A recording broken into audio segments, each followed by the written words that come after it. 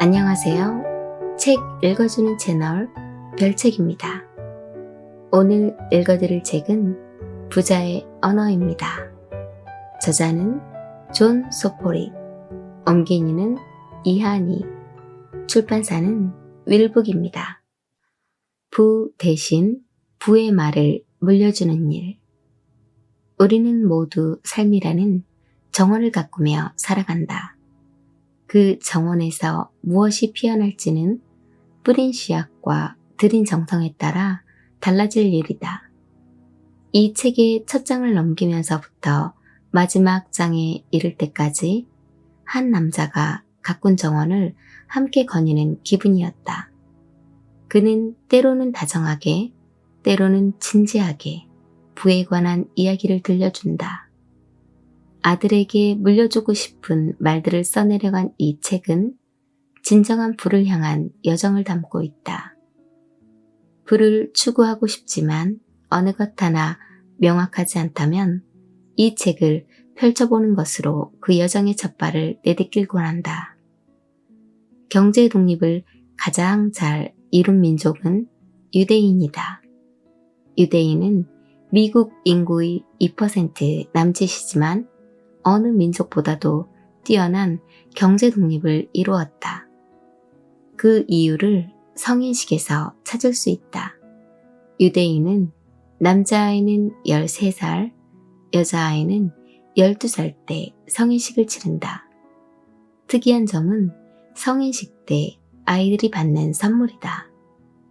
성인식을 치르는 아이는 3가지 선물을 받는데 성경책, 시계, 그리고 현금이다. 성경책은 쉽게 짐작하듯이 종교적인 이유에서고, 시계는 시간의 중요성을 일깨우기 위해서, 마지막으로 현금은 성인식을 치른 아이들이 스스로 경제 독립을 할 수 있도록 돕기 위해서다. 어릴 때부터 돈의 중요성을 알고 자신의 삶에 대한 계획을 미리 세운 아이들은 그렇지 않은 아이들에 비해 경제적으로 성공할 수밖에 없다. 경제 독립을 추구하는 유대인은 부자가 되는 이유에 남다른 철학이 하나 있다. 바로 어려운 유대인 민족을 도와야 한다는 철학이다. 나만 잘 먹고 잘 사는 것이 아닌 민족의 부를 도모하기 위해서 어릴 때부터 돈의 중요성과 함께 경제 철학을 심어주는 것이다. 한국에서 자라는 아이들은 어렸을 때부터 돈에 대한 교육을 따로 받지 않는다. 오히려 돈을 멀리하라고 배우기도 한다. 돈에 대해 가르치는 것은 쉬운 일이 아니다. 특히 부자가 되어야 한다고 가르치는 것은 더욱 어렵다. 그런 사회의 분위기 속에서 자란 뒤 어른이 되어 사회생활을 하게 되더라도 경제관념을 잘 몰라서 금전적인 부분에서 어려움을 겪는 경우를 어렵지 않게 볼 수 있다. 돈을 멀리하라고 배운 아이들이 부자가 될 순 없다.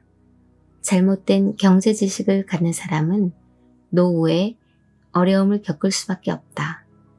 우리 모두 부자가 되기를 열망해야 하는 이유다. 많은 이들이 부자가 되고 싶어 하지만 여러 가지 이유로 대부분은 부자가 되지 못한다.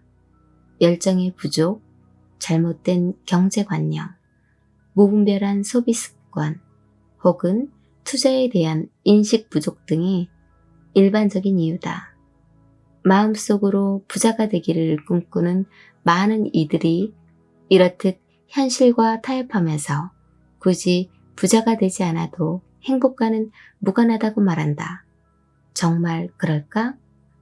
부자란 무엇인가? 단순히 돈이 많은 사람을 부자라고 생각하지 않는다. 이 책에 따르면 부자는 경제적 자유를 얻은 사람이다. 돈의 노예가 되기보다 돈을 다스리는 주인이 되고 돈으로부터 인생을 속박당하지 않는 것. 이것이 부자가 되고 싶은 가장 정확하고도 유일한 이유이리라. 이런 면에서 이 책 부자의 언어는 너무나 소중한 메시지를 전하고 있다. 평범하게 사는 것도 힘든 현실이다. 먹고 살 만큼 벌면서 만족할 수도 있다. 하지만 이 또한 스스로가 선택할 수 있는 것이어야 한다. 부를 추구하는 삶은 본질적으로 내 삶을 위한 것이다. 돈 걱정으로 피폐해지거나 돈 문제로 고통스럽지 않은 삶. 그렇게 얻은 경제적 자유는 자신의 영혼을 자유롭게 한다. 부를 추구하는 삶은 그래서 우리에게 필요하다. 단순히 돈을 많이 벌기 위해서 혹은 떵떵거리고 살기 위해서가 아니라 고귀한 인생을 좀 더 자유롭고 충만하게 살아가기 위해서다. 자식에게 물려주고 싶은 것은 너무나 많을 것이다. 돈 자체를 물려주기보다 삶의 철학과 부의 언어를 물려주는 건 어떨까? 유대인의 격언 중에 이런 말이 있다. 물고기 한 마리를 잡아주면 하루를 살 수 있지만 물고기 잡는 방법을 가르쳐주면 평생 먹고 살 수 있다. 이 책은 단순히 부자가 된 아빠가 아들에게 부자 되는 현실적인 정보를 알려주는 책이 아니다. 오히려 물고기 잡는 법을 알려주는 삶의 지혜와 부의 철학을 일깨우는 책이다. 삶의 정원에서 어떤 열매를 맺고 어떤 꽃을 피울 것인지는 모두 우리 손에 달렸다. 모든 정원이 그렇듯 시간이 걸리고 노동이 필요하다. 이 책에 나오는 부의 정원사의 도움을 받아 여러분의 정원도 언젠가 아름다운 꽃과 열매로 가득하기를 빈다. 다음은 부자의 언어 책 속의 정원일 배우기 부분입니다. 오늘도 별책과 함께 한층 성장하는 보람된 시간이 되었으면 좋겠습니다. 여러분들의 구독과 좋아요, 알림 설정은 별책에 힘이 됩니다. 나의 성장을 위한 책 읽기를 시작합니다. 부를 추구하라. 정원일 배우기 1장 매일의 씨앗. 부를 추구하라. 부, 경제적 안정, 돈 걱정 없이 사는 삶. 하루의 시간은 모두 하나의 씨앗이 될 수 있다. 부를 일구는 정원사. 남자는 홀로 벤치에 앉아 자신의 농장 한끝에 자리한 연못을 굽어보았다. 무릎에 두툼한 책 한 권이 놓여 있었고 그는 자신의 원고 서문에 쓸 구절을 끼적대고 있었다. 이 나이가 되어 돌이켜보니 인생이나 사회에 관한 정신적 태도가 가장 중요하다. 한 사람의 인생을 책에 비유하면 매 쪽에 담긴 용기 있는 결정에 따라 그 사람의 인생도 달라진다. 이 구절은 흔히들 알고 있는 것보다 훨씬 더 복잡한 어떤 주제 하나를 생각해 보기에 좋았다. 그에게 경제적 안정을 안겨준 것이 무엇인지는 어느 한 가지를 콕 집어 말할 수 없었다. 삶 역시 그런 식으로 돌아간다. 정환사는 젊은 시절을 떠올렸다. 그때 친구들은 그에게 일에 미쳤다고 했고 실제로 그의 삶에서 일과 생활의 균형을 찾아볼 순 없었다. 친구들은 그에게 좀 천천히 가라고 마음 편히 여가도 누리라고 했다. 하루하루를 즐기라고 했다. 왜 인생에 만족하지 못하는지, 왜 평범한 생활에 만족하지 못하는지 의아해했다. 친구들이 그렇게 말했다. 인생에는 돈보다 중요한 게 많아. 왜 그렇게 일에 매달려? 진정으로 돈보다 중요한 게 훨씬 많지. 정원사는 친구들의 말에 동의했다.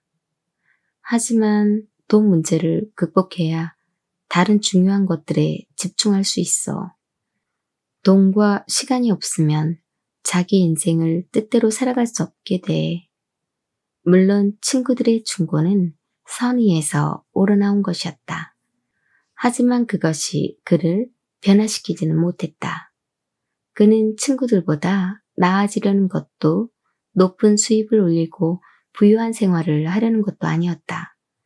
많은 사람들이 이 정도 성공은 취한다. 하지만 그가 추구하는 건 여타 사람들이 추구하는 것과는 달랐다. 그는 늘 자신이 무엇을 원하는지를 정확히 알았다. 그건 경제적 성배였다. 그는 수년 동안 엄청난 부를 쌓았고 친구들은 그를 행운아라고 불렀다. 그리고 또 한 번 그에게 지금의 성공에 만족하고 좀 편안해지라고 충고했다. 무덤에 갈 때 돈은 못 가져가. 지금 누리지 못하면 그 돈이 무슨 소용이야? 친구들은 그의 내면 깊은 곳에 자리한 동기가 무엇인지 몰랐다. 그러니까 그저 돈을 모으려고 은행에 현금을 넣어두는 것이 아니라는 사실을 말이다. 그는 우위를 점하고 싶었다. 사람들이 아니라 자기 인생의 경제적 조건에서. 그는 늘 이렇게 말했다. 돈으로 풀 수 있는 문제가 닥쳤을 때 그걸 해결하려면 돈이 있어야 해. 그러면 그건 사소한 문제가 돼. 하지만 그럴 돈이 없다면 인생에서 가장 사소한 문제가 가장 끔찍한 문제가 될 수도 있어. 훗날 인생의 황혼기에 접어들어서 어마어마한 부를 일구게 된 그는 그제야 세상을 바라보고 경험하고자 여행을 떠났다. 여행을 하면서 그는 사람들이 경제적 문제에 얼마나 시달리고 있는지를 보았다. 장소는 달라도 대부분 경제적 문제로 괴로워하고 있었다. 사람들은 거의 모두 돈에 대해 생각하고 돈을 바라고 있는 것 같았다.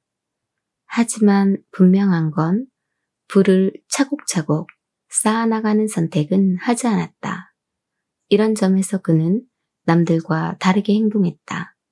그의 성공은 다양한 목표들이 가져온 결과물들이 한데 모여 이루어진 것이었다.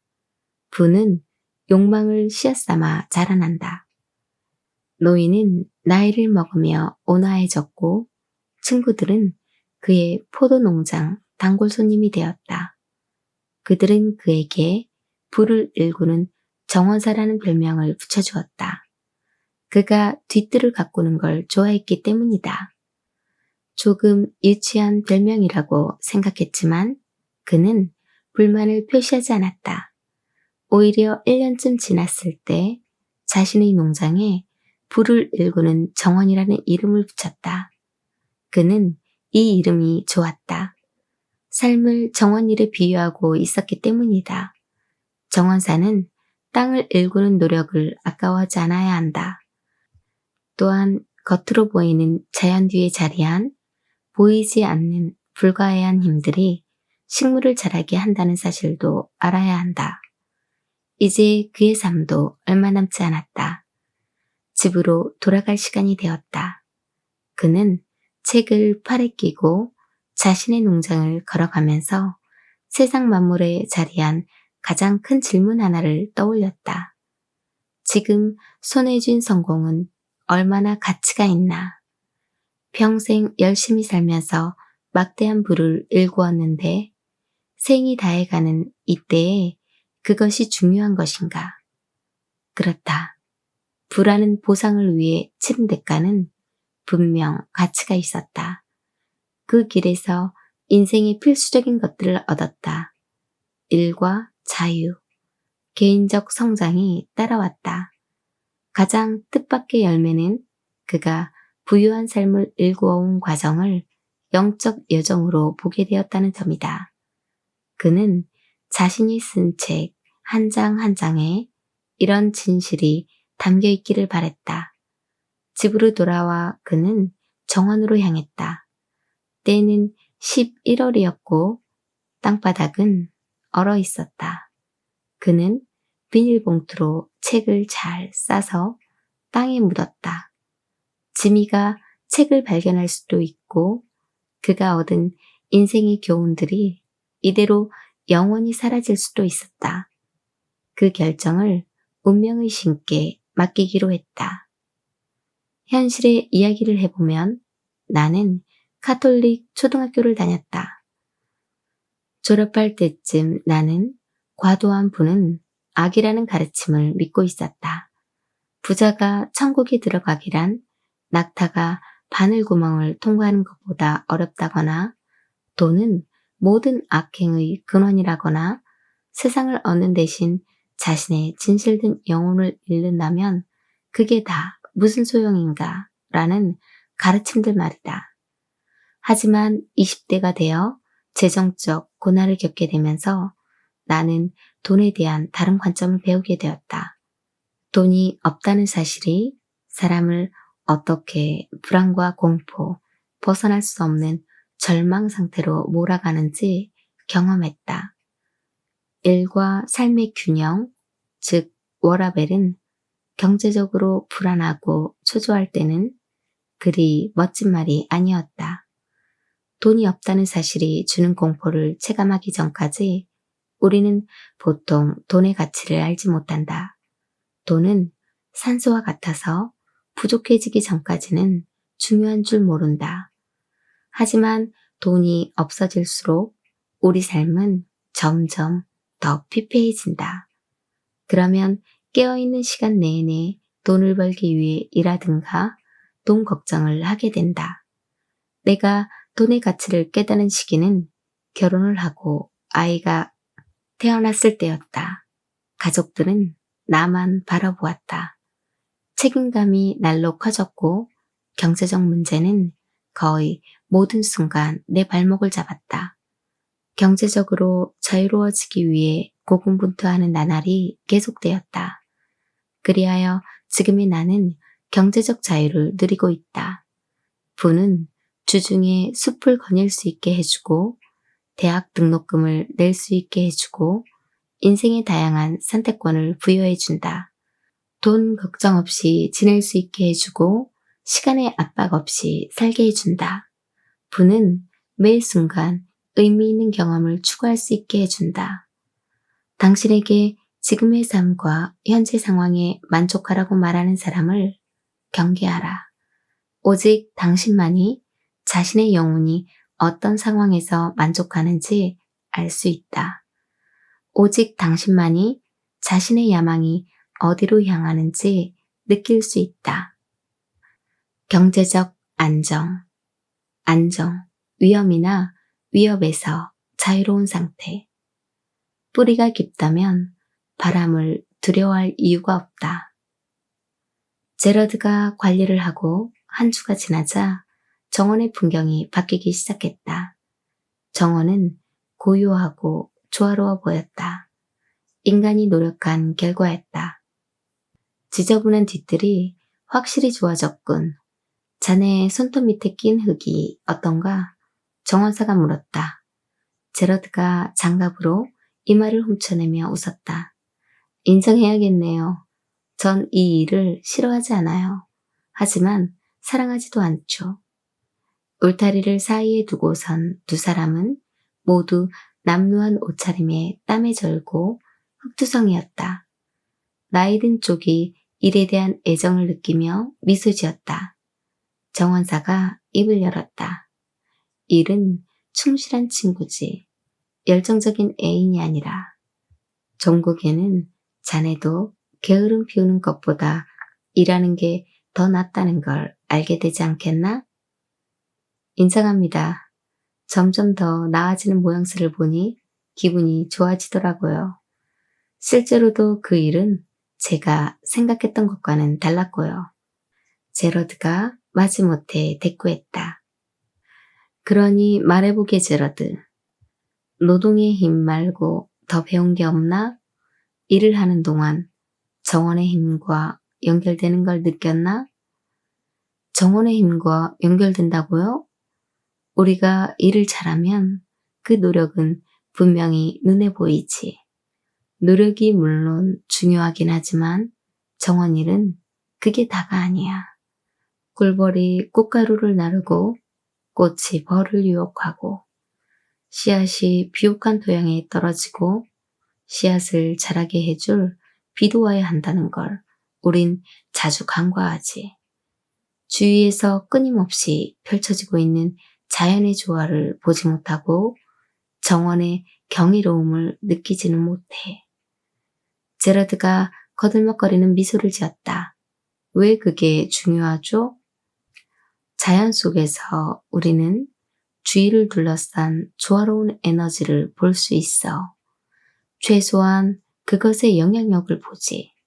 바람을 보진 못해도 나뭇잎이 바스락거리는 건 볼 수 있어. 어느 정원에서든 보이지 않는 힘이 그 정원의 모든 것을 지배하고 영향을 미치는 걸 볼 수 있지. 그리고 그런 종류의 힘이 우리 인생에도 존재한다네. 제라드는 뭔가 불편한 표정으로 잠시 생각에 잠겼다. 마침내 그가 크게 한숨을 내쉬었다. 저한테는 좀 어려운 얘기 같네요. 제가 아는 건 그저 궁둥이가 닳도록 일하면 종국에는 모든 게 잘 된다는 거예요. 게으르게 지내던 제러드를 생각하면 모순적인 대답이었다. 정원사는 제러드가 이혼하고 실직하고 목적 없이 사는 걸 언급하지 않도록 신경 쓰며 말했다.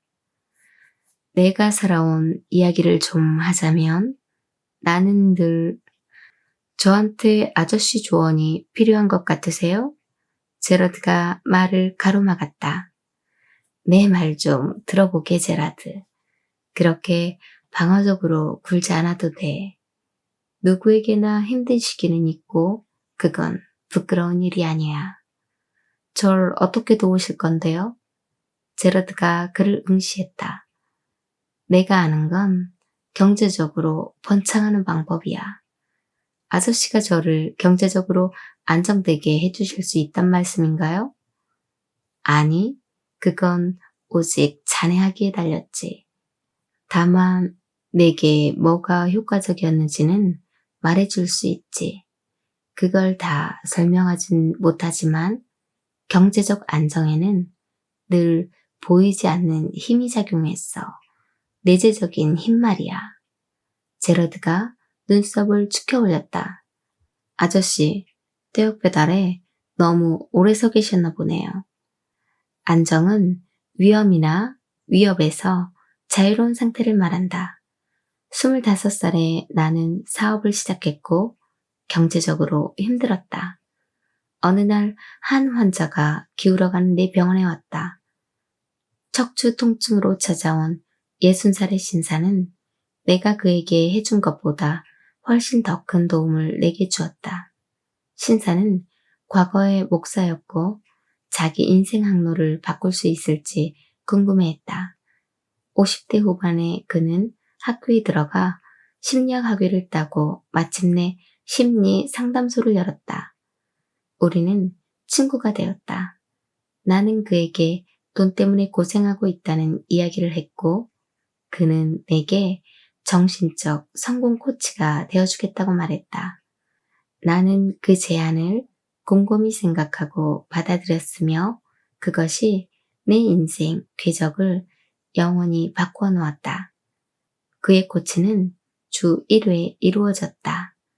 먼저 우리는 이번 주에 무슨 일이 일어났는지 이야기했다. 내 태도와 내 병원이 잘 되어가고 있는지 통계를 살펴보았다. 이런 대화를 나눈 후에 그는 방을 떠났다. 그러면 나는 소파에 누워 헤드폰을 쓰고 눈을 감았다. 깊이 숨을 들이마시고 의식을 진정시켰다. 희미한 음악이 헤드폰을 통해 들려오고 뒤이어 그의 음성이 들렸다. 그는 내가 다음 주의 사업 목표를 머릿속에 그리도록 이끌었다. 새로운 환자, 전체 환자, 수입 같은 것들을 이미지화했다.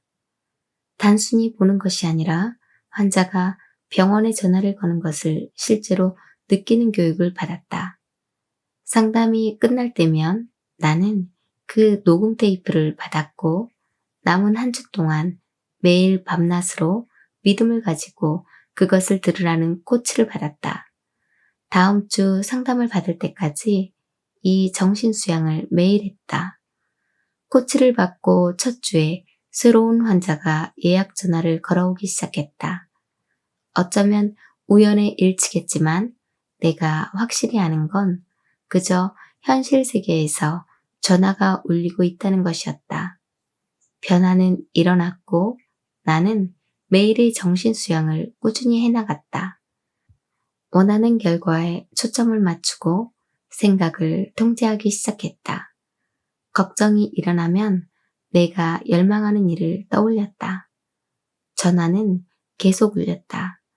열망과 현실의 인과관계를 믿기 시작하자 믿음은 확신으로 굳어졌다.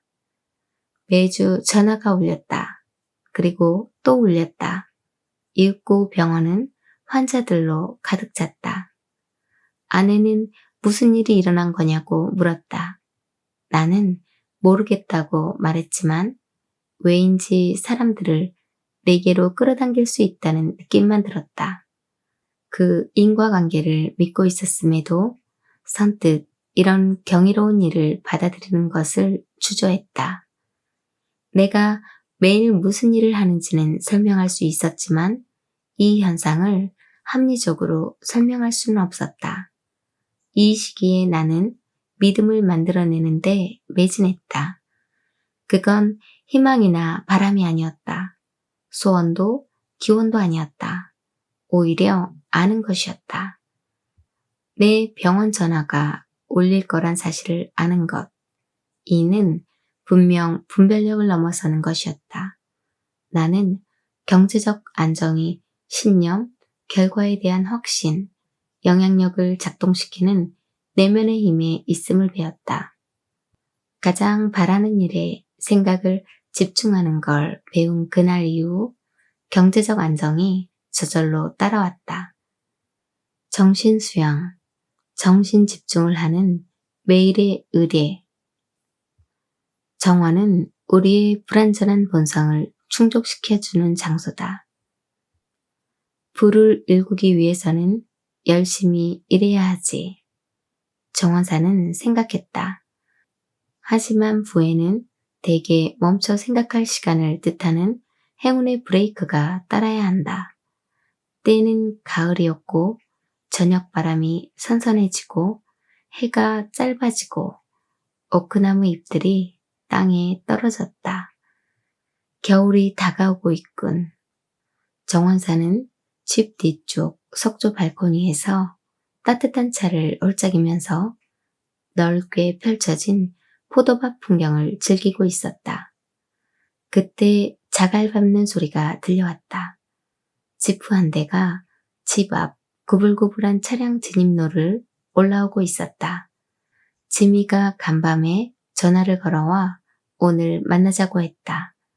지난 5년 동안 정원사와 지미는 즐거이 멘토와 멘티의 관계를 유지했다. 정원사는 아이가 없었고 지미 역시 아버지가 없었다. 두 사람은 산투스가 맡고 있는 이웃 농장 일이 어떻게 진척되고 있는지 잡담을 나누다가 사업 이야기로 들어갔다. 지미가 입을 열었다. 산투스 아저씨가 시작하는 걸 돕고 싶어요. 하지만 1년 넘게 수습 신분으로 일하지는 않을 거예요. 임시 자리야. 일반적인 사업에 대해 배울 수 있는 기회야. 특히 현금 흐름에 관해서 말이다. 산투스와 사이가 좋지 않니? 그런 거 없어요. 산투스 아저씨의 의도는 좋아요. 친지들에게 도움을 청했고요. 봄이면 농장을 시작할 수 있을 거고 그럼 돈이 굴러 들어올 거라고 믿고 계세요. 제가 보기엔 실제로 전략이라 할 게 아무것도 없는데 말이죠. 지미가 말했다. 전략에 대해서 의논하려고 만나자고 한 거니? 어느 정도는요. 전 늘 궁금했어요. 어째서 아저씨 일들은 그토록 잘 굴러가는지 말이에요. 아저씨가 하는 사업적 모험들에는 왜 실패가 없는 거죠? 정원사가 조용하게 빙긋 웃었다. 내가 실패를 무척이나 잘 감췄나 보구나. 그는 지미를 바라보았고 진지한 이야기를 나눌 때가 왔음을 알았다. 정원사는 낯선 아이디어는 생각조차 않는 제러드보다 지미가 훨씬 열린 마음의 소유자라고 여겼다. 나이를 먹어갈수록 내 행운이 어디서 왔는지에 대해 겸허해지게 돼. 고생하며 일하지 않았더라면 아무것도 이룰 수 없었을 거라는 사실도 알고. 그가 지평선 너머를 응시했다. 하지만 열심히 고군분투하고 있는데 형편이 조금도 나아지지 않는 사람들도 있어.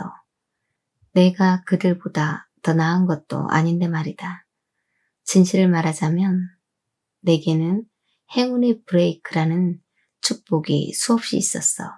오늘 믿니, 지미? 지미가 고개를 저었다. 행운이 있을 거라 생각하는 건 별 가치 없는 일이에요. 나 역시 인과율을 믿는단다. 열심히 일했으니까 성공했다고 생각해. 하지만 개인적으론 매일의 정신수양이 행운을 불러왔다고도 생각하지. 지미는 궁금함이 가득한 눈으로 그를 쳐다보았지만 대답을 재촉하진 않았다. 정원사가 의자에서 일어나 다리를 쭉 폈다. 좀 걷잡구나. 날도 좋은데. 지미가 고개를 끄덕이고는 말없이 일어나 포도밭 자갈길로 걸어가는 정원사를 뒤따랐다. 두 사람은 말없이 걸었다. 정원사가 뒷짐을 지며 말했다. 미국 원주민들도 여기와 같은 땅을 걷곤 했지. 그들은 날씨가 변하길 기원하면서 춤을 추며 기우제를 올렸단다. 우리는 그런 일을 비문명인들의 원시적인 재래라고 일축하지만 기우제는 사하라 사막, 에티오피아, 중국, 아프리카, 태국, 심지어 유럽에도 있었어. 내가 기우제를 믿는 건 아니지만 하나의 목적에 대해 사람들이 고양되어서 거기에 집중할 때를 생각하면 마음의 힘에 대해 배울 게 많다고는 생각해. 아저씨만의 기우제를 보여주실 수 있어요? 지미가 장난스럽게 말했다. 어느 정도는. 우리 솔직하게 이야기할 수 있을까? 지미가 고개를 끄덕였다.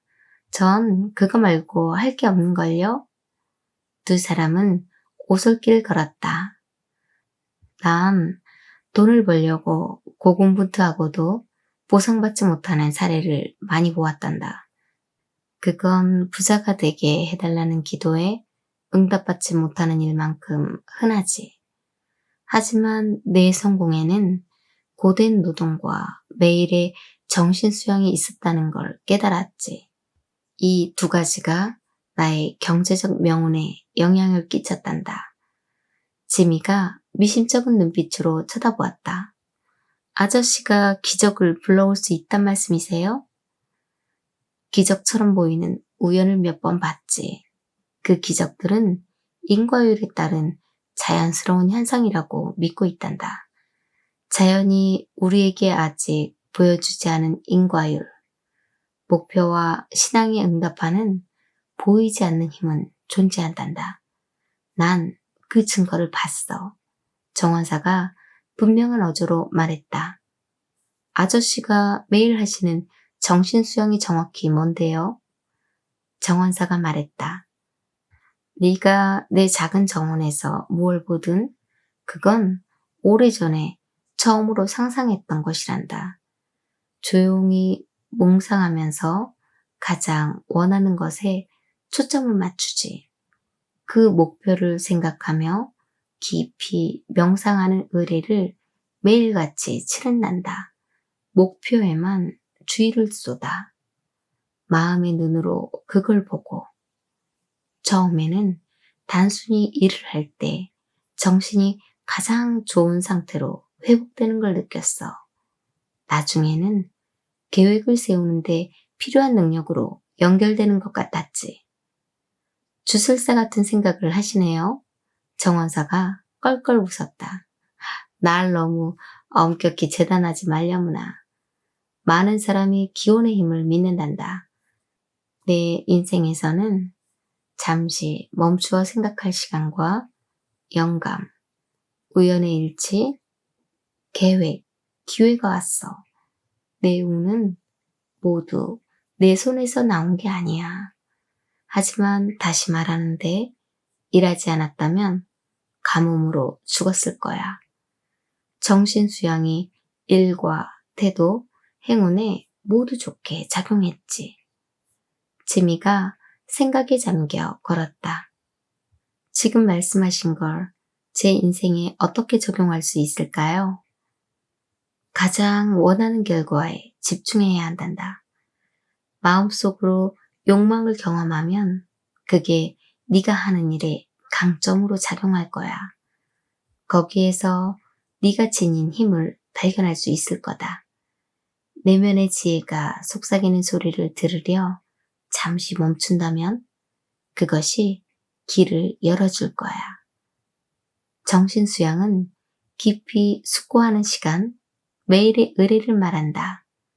기도처럼 매일 집중하는 행위는 그 태도를 계속 유지시켜주고 투지에 불을 붙이고 행운의 브레이크를 만들어준다. 나는 매일 정신수양을 하는데 시간을 들였고 일도 무척 많이 했다. 신은 어느 새에게나 먹이를 안배해 두셨다. 하지만 둥지 안으로 먹이를 던져주시진 않는다라고 작가 조시아 홀랜드는 우리를 일깨운다. 히포크라테스 역시 이렇게 말한다. 우리는 신을 부르짖는 한편으로 스스로 도와야 한다. 시카고에 살았을 때 나는 정신수양을 행하면서 사업이 성장하는 모습을 목격했다.